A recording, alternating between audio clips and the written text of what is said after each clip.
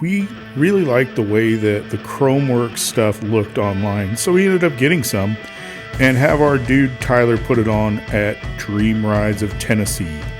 As you can see, it's a pretty straightforward install. The thing fit up really nice. The chrome was super nice. The quality construction of this stuff is amazing.